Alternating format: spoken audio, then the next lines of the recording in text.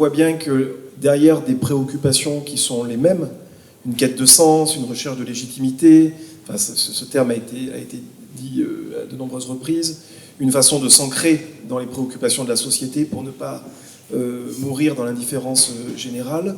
On voit bien que derrière une préoccupation identique, il y a des moyens d'action, des stratégies qui sont différentes. On va avoir recours à de l'archéofiction, on va avoir recours à des stratégies qui relèvent des recherches universitaires et des partenariats. On voit bien qu'il y a aussi des enjeux sur la façon de s'engager dans des programmes éducatifs qui activent ces sujets-là. Donc les stratégies sont différentes, mais on voit bien que nos préoccupations qui consistent à interroger et à actualiser en quelque sorte notre relation complexe à la société, on voit bien que c'est déjà dans ces 3 témoignages, et puis tout à l'heure on entendra, j'espère, les 2 témoignages suivants en fonction de l'heure. Mais du coup, c'est intéressant d'avoir le point de vue aussi d'un anthropologue qui regarde les choses aussi d'une façon peut-être un peu plus distante, qui s'intéresse à l'attachement aux choses, hein, c'est le titre d'un des ouvrages de Thierry Bonneau. Voilà, il est peut-être aussi intéressant de réfléchir un peu conceptuellement aussi à ce qui est en jeu et à ce qui constitue un socle commun, on va dire, à toutes ces préoccupations qui s'expriment. Voilà, merci. Donc je vais, oui, effectivement, essayer je suis parti quand même vraiment de ce qui m'avait été demandé, c'est-à-dire de l'expérience du concret. Cette histoire de relecture des collections m'a beaucoup intéressé parce qu'elle m'interroge depuis quelque temps, et notamment depuis la publication de l'attachement aux choses, parce que le titre de ce livre c'est une vaste incompréhension sur ce que j'ai voulu dire. Voilà, je voulais surtout appuyer sur le fait d'un attachement qui soit aussi ambivalent, c'est-à-dire à la fois un attachement, comme on peut l'entendre dans le sens commun, hein, affectif aux choses, mais aussi un attachement par les choses, c'est-à-dire le fait que les gens sont pris par les choses et ont du mal à s'en débarrasser. Quand je dis les gens, c'est aussi les musées, les collections de musées. Donc c'est cette relecture-là que je voulais mettre sur la table en 3 grands points, sans rentrer dans le détail du papier que j'avais préparé. Ça me sert de pense-bête, disons. C'est-à-dire repartir des travaux que j'avais menés déjà pour ma thèse dans le cadre de l'écomusée du Creusot, donc qui était axé sur l'idée de biographie d'objets. Finalement, quelque chose qui a pu apparaître original, c'était pas tellement fait, à part par Kopitov, à part par des anglo-saxons à l'époque, mais de suivre vraiment les objets, de leur production, à leur utilisation, leur passage par les greniers ou les caves, puis les brocantes, puis les musées. Voilà, c'était le modèle un petit peu idéal, typique de ce que je voulais, sauf que au fil du temps, je me suis aperçu que c'était un petit peu trop linéaire et que les choses sont souvent beaucoup plus compliquées que ça. Et ce qui est plus intéressant, plutôt que ce modèle idéal typique, c'est d'aller voir les ratés, les bifurcations, les manques dans cette histoire d'objets.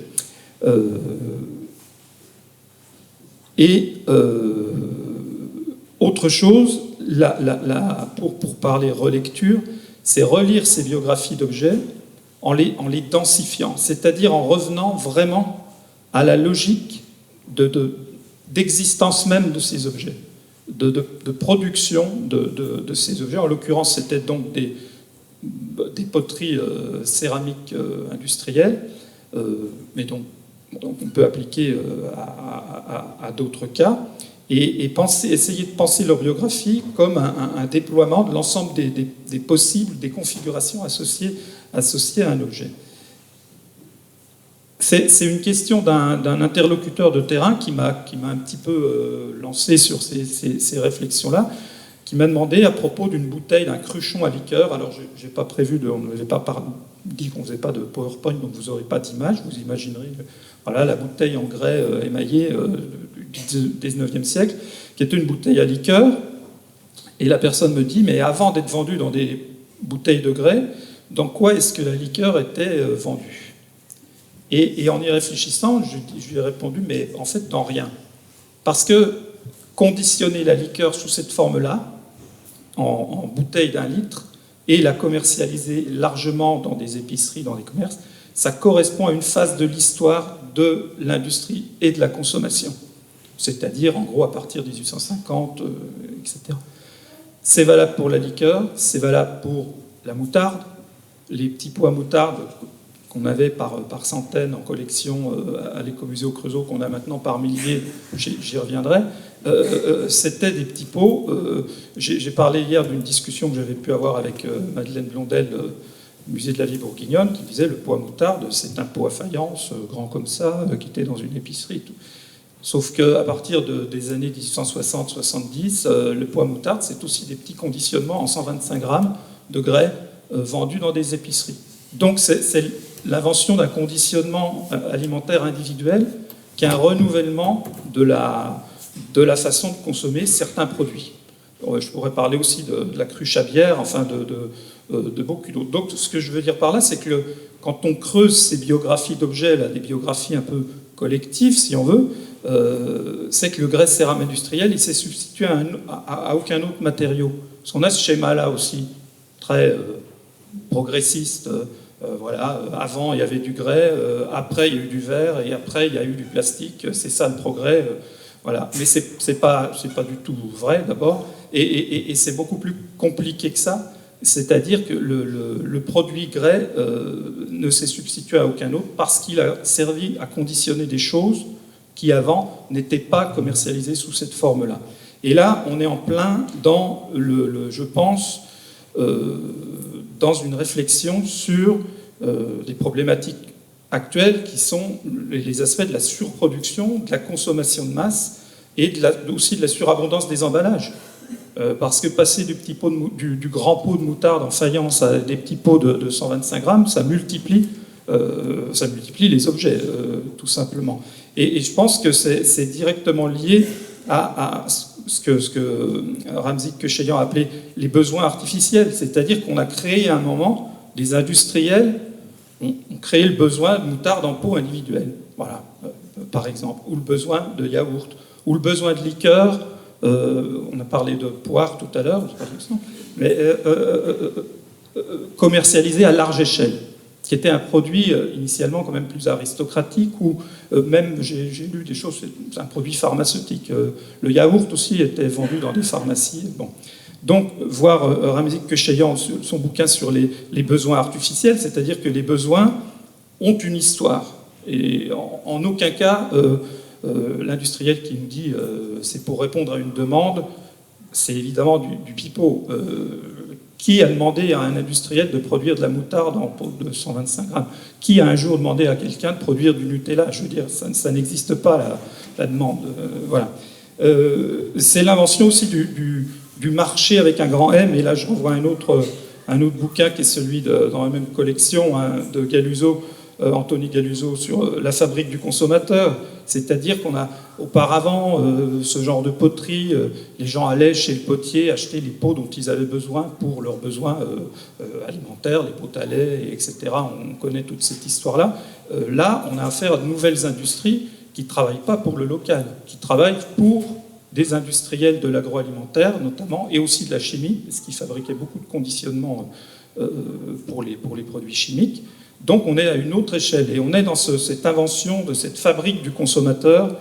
Donc on peut tout à fait, je renvoie aussi au bouquin de Jeanne Guien sur le consumérisme à travers ces objets, qui montre que le consumérisme s'est présenté aujourd'hui comme une maladie de la société. C'est une maladie qui a été beaucoup créée. On invente le consumérisme pour alimenter la consommation. Voilà, c'est toute cette bibliographie-là avec laquelle il faut relire ce type de collection. Donc voilà une des pistes, à mon avis, à explorer.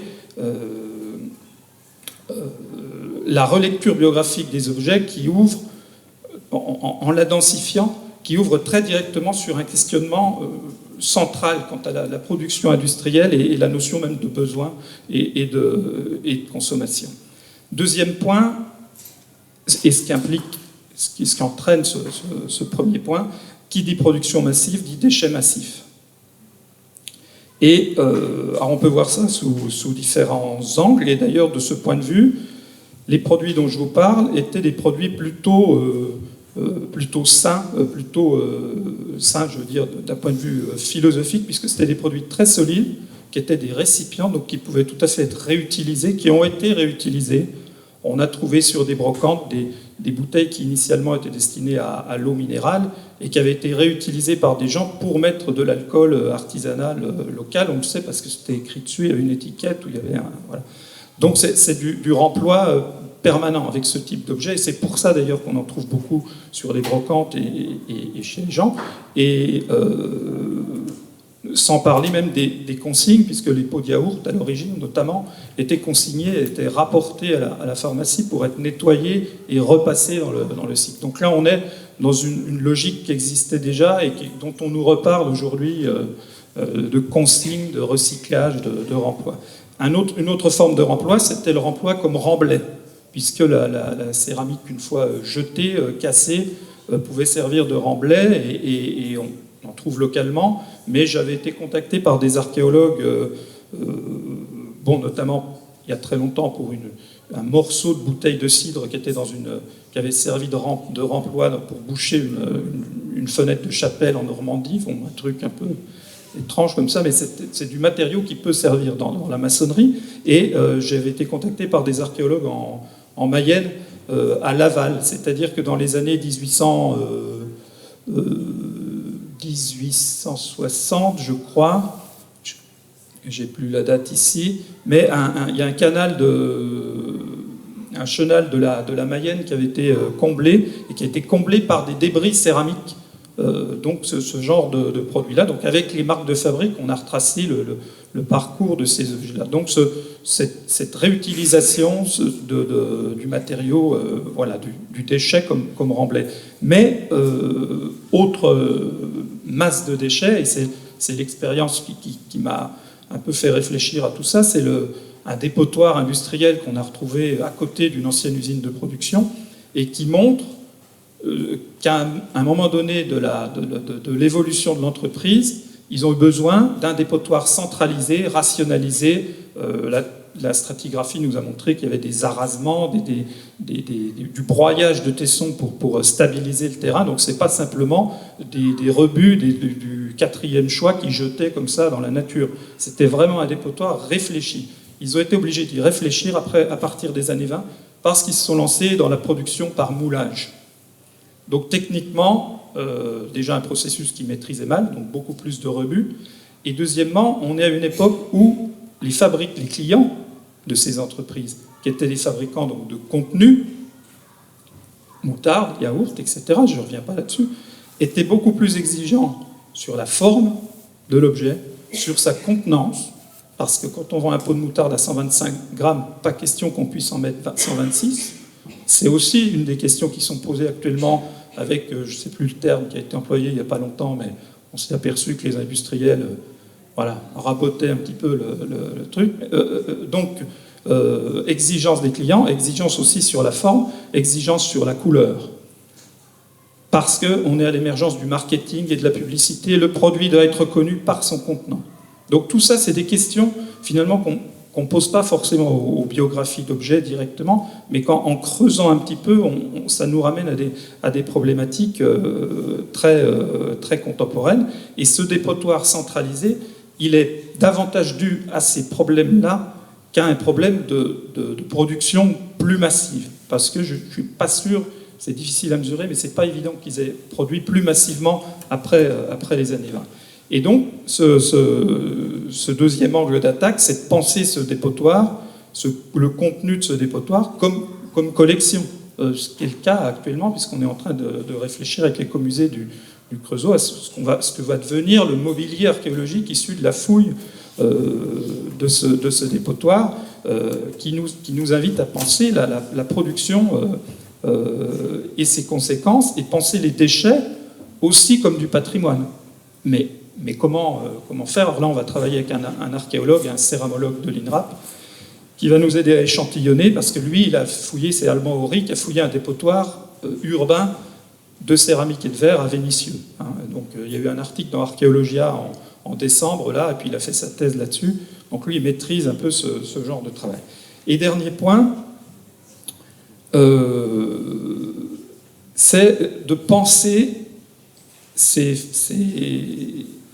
lieux, ces restes, ces vestiges, ces friches industrielles, de les penser comme un enchevêtrement entre les choses, les objets et le vivant. Alors ça, c'est, je pense au texte de François Laplantine sur les ambiances sensibles, c'est-à-dire cette fouille de dépotoir, elle nous a amené aussi à avoir un rapport très différent au patrimoine, parce que c'était un dépotoir en pleine nature. C'est un renard qui nous a fait découvrir le lieu précis, puisqu'il a creusé son terrier en plein dans le dépotoir, donc il a sorti des tessons. Voilà. On travaillait, on fouillait au milieu des écureuils, des chevreuils, des mulots qui nichaient dans les cruchons cassés. Ça fait une petite chambre, un nichoir parfait, etc. Et toutes ces choses-là, je pense que, du point de vue muséographique, on peut en faire quelque chose. C'est une ambiance, voilà.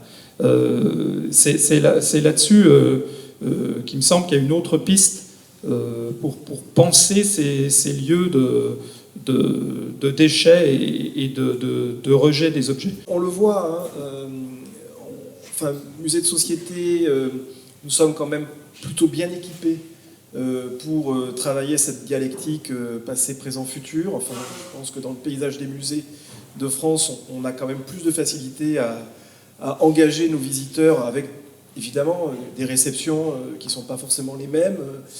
Les visiteurs cherchent de la déconnexion, cherchent de la détente et ne cherchent pas forcément à être davantage stressés par les enjeux écologiques en sortant de nos musées.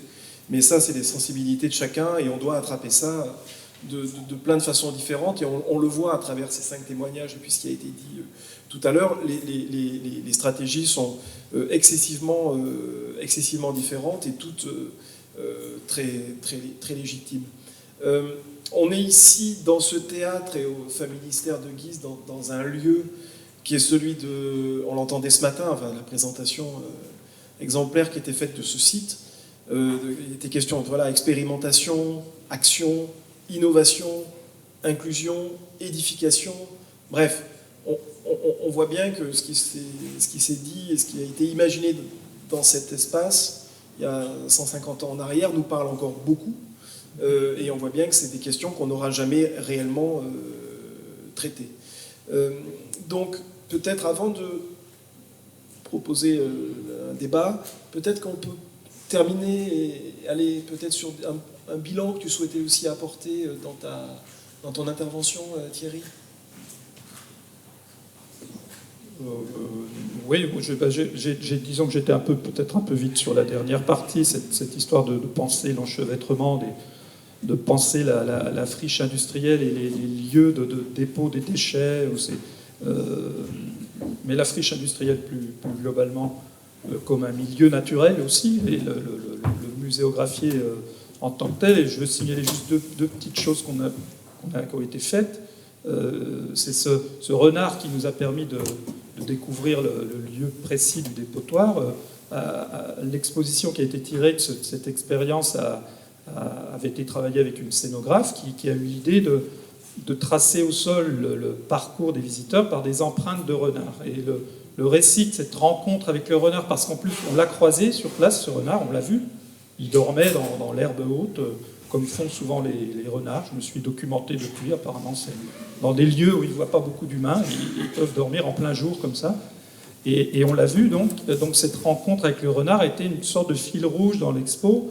Et puis il y a des conteurs qui avaient narré cette expérience, une animation qui a été faite à partir du point de vue du renard. C'est un exemple, là, je ne suis pas du tout, moi, dans ce... Je ne suis pas scénographe, mais je pense qu'il y a d'autres possibilités. Puis une autre chose qu'on avait faite, j'ai travaillé avec l'école des Beaux-Arts de Besançon, sur un autre site, où ils fabriquaient le même type de poterie, et notamment un objet qui s'appelle un crapaud. Alors, je ne sais pas si vous connaissez ça, c'est une bouillotte en grès de forme ronde avec une petite anse qui contient de l'eau chaude, c'est une bouillotte.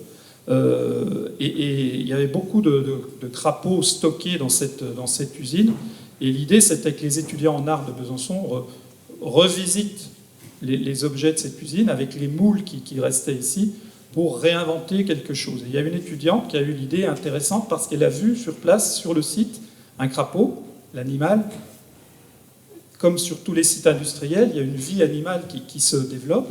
Et elle a pris un crapaud, l'objet, en produisant en céramique une petite patte de crapaud animal qui dépassait comme ça de l'objet pour faire une articulation entre le monde vivant et le monde des objets. Bon, c'est une autre piste, et ça, c'est travailler avec des artistes, surtout des jeunes artistes en formation, c'est assez passionnant. Et voilà, et donc juste des pistes, et puis juste pour finir, je voulais recadrer ça par rapport pour revenir à ce qu'a dit Serge l'autre jour, dans les musées industriels, il me semble consacré à l'histoire industrielle, c'est toujours utile de complexifier, de dépasser ce que François Jarry appelle la fable du progrès, c'est-à-dire sortir de cette idée, voilà, comme je disais tout à l'heure, quel progrès de passer de la céramique au verre puis au plastique, c'est pas la question, c'est pas en termes de progrès. Et je crois que même à notre corps défendant, souvent, on est contaminé par ce discours de technophile à outrance,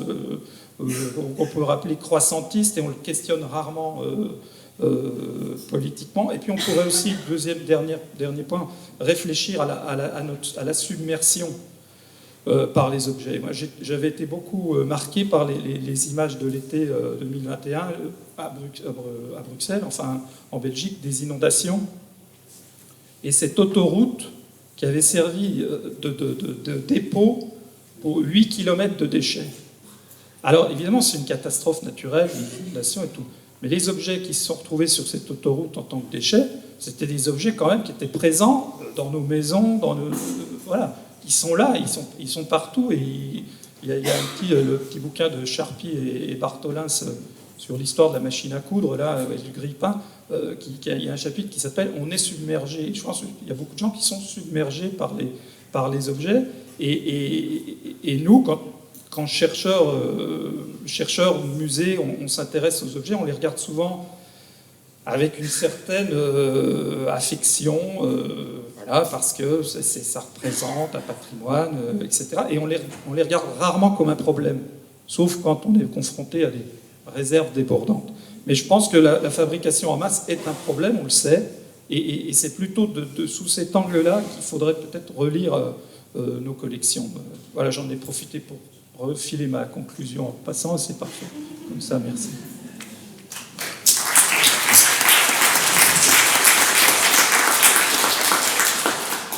On voit du coup bien tout l'enjeu de la recherche sur nos collections, la nécessité de sans cesse les revisiter et de faire rentrer des spécialistes de spécialités différents dans nos réserves pour réactiver nos collections et leur donner et leur réinventer du sens au gré des préoccupations du moment aussi.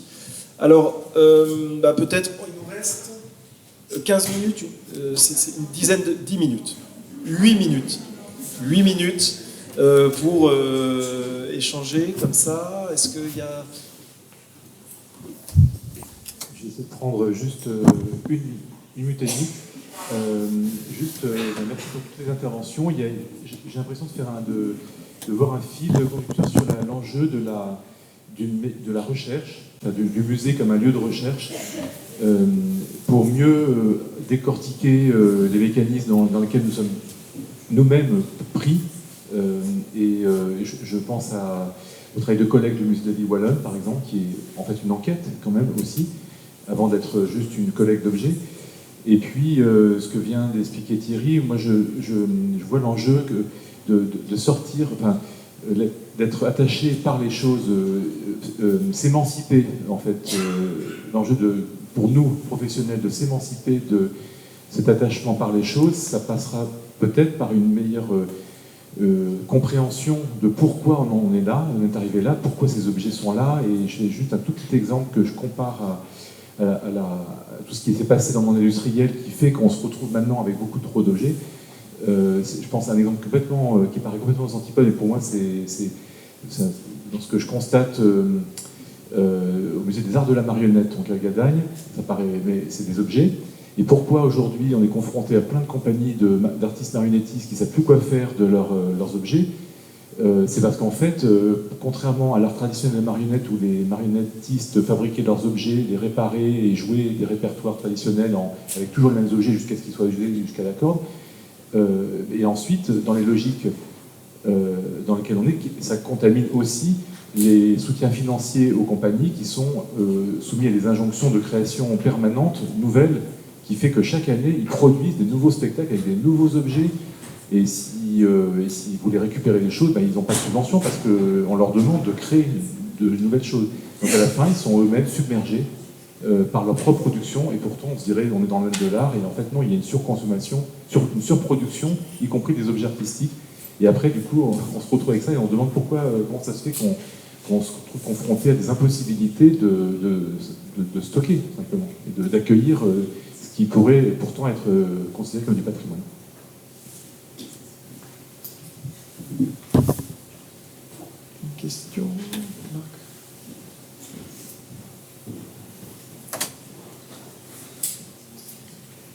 La question de la recherche par rapport à ces sujets de collection, je pense qu'il y a une problématique qui se pose qu'on pourrait nommer l'inconnaissance. C'est-à-dire que là, il y a deux sujets qui se confrontent l'un avec l'autre. Il y a l'idée de cette dépendance aux objets et de cet amoncellement qui nous étouffe. Et en même temps, le fait que sur certains de ces objets, il y a une connaissance dont on n'a pas encore connaissance. Voilà, c'est des choses qui se posent tous les jours sur des collections Naturalia, si je parle des muséums, mais je pense qu'elles se posent tout autant sur un certain nombre d'objets qui nous racontent notre histoire et là où on en est. Et en fait, je pense que c'est deux éléments qui sont à distinguer l'un de l'autre. Il y a l'histoire en train de se faire aujourd'hui, dont on est complètement voilà, confronté à cet amoncellement, à cette surconsommation et à quelle place le musée prend dans cette dynamique un peu effrayante. Et puis il y a l'autre où on s'est dit que ces objets que l'on a conservés à la base sans savoir pourquoi il fallait les conserver, et ben demain ils vont nous apprendre des choses sur comment on va faire pour construire un nouvel avenir. C'est le cas sur... Voilà, moi j'ai en tête ce qui s'est passé en Guyane avec le fait qu'à un moment donné, on a été confronté à se dire est-ce qu'on conserve ou pas les uniformes et les matériaux qui étaient utilisés par des personnes très importantes là-bas que nous, ici, on ne connaît pas, qui sont les hommes de la lutte. Et c'est ceux qui passent, vous, d'être du Roundup tous les matins pour éviter d'attraper la dengue. Voilà, donc socialement ça dit beaucoup de choses. Sur la question de la biodiversité, ça en dit énormément. Et je pense qu'en termes de santé, demain, ça en dira aussi beaucoup. Et le fait de les avoir conservés nous permettra certainement d'étudier un certain nombre de choses sur cette histoire précisément et les conséquences qui vont se poser pour demain. Peut-être une toute dernière question. Ça rebondit sur l'intervention d'Isabelle sur l'inconnaissance. Moi, il me paraît nécessaire en préalable, toute cette question de relecture et de recherche, c'est surtout mettre à disposition l'information de nos collections, peut-être dès qu'on les a, et même si on a des informations partielles et peut-être peu sûres, oser mettre en ligne, oser partager pour que ça puisse être repéré par des gens qui vont nous aider à les documenter, qui vont nous aider à les relire. Mais j'ai l'impression qu'on a un peu... Il y a une question toujours, je me répète tout le temps, d'allocation des moyens très faibles sur la documentation et la mise en ligne des collections, qui est vraiment problématique et à mon avis très en incohérence avec nos envies de partage et de participatif. Et déjà faisons la base de notre travail qui est de mettre à disposition l'information sur nos collections, même si ça ne permet pas de couper les rubans des inaugurations. Et après, c'est oser aussi dire qu'on ne sait pas. On peut mettre en ligne, on peut faire des erreurs et on peut mal nommer, mais partageons, n'attendons pas d'être sûrs de ce qu'on dit pour mettre à disposition le patrimoine. Bien, il est malheureusement peut-être temps de conclure, enfin de nous en arrêter là. On aurait pu intituler la séance Retour vers le futur, parce que c'est finalement un peu ce qui se passe. Merci beaucoup à Thierry et à Maryse pour vos interventions. Merci aux 5 orateurs dans les vidéos. Et donc nous déjeunons maintenant selon les instructions de François.